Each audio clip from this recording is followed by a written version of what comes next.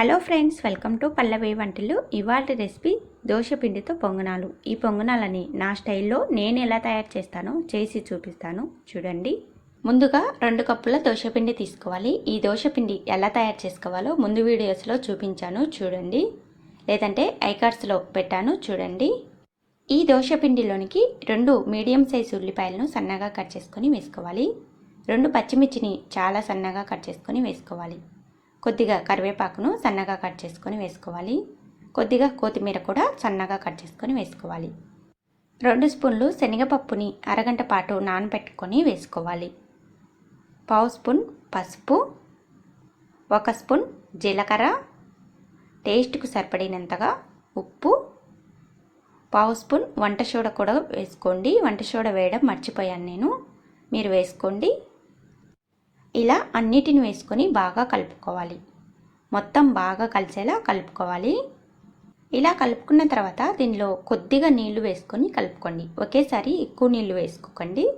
కొద్దిగా నీళ్లు వేసుకుంటూ పిండిని మరీ ఎక్కువ గట్టిగా లేకుండా ఎక్కువ పల్చగా లేకుండా ఇలా వీడియోలో చూపించిన విధంగా తిక్కుగా ఉండేలా కలుపుకోవాలి.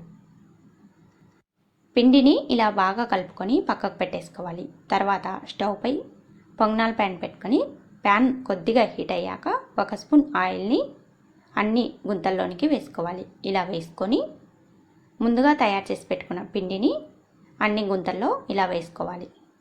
ఇలా వీడియోలో చూపించిన విధంగా మొత్తాన్ని వేసుకొని దీనిపై మూత పెట్టి 5 నిమిషాల పాటు స్టవ్ని మీడియం ఫ్లేమ్లో పెట్టుకొని ఉడికించుకోవాలి.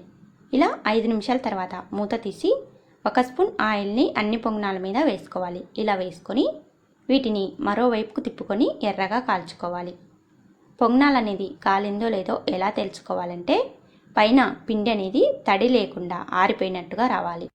ఇలా ఉడికినప్పుడు పిండి అనేది బయటికి రాకుండా ఉండాలి. అలా ఉడికించుకున్నప్పుడే మరోవైపుకు తిప్పుకొని కాల్చుకోవాలి. అలా తిప్పుకుంటేనే పొంగనాలు అనేది రౌండ్గా కరెక్ట్గా చాలా టేస్టీగా వస్తాయి.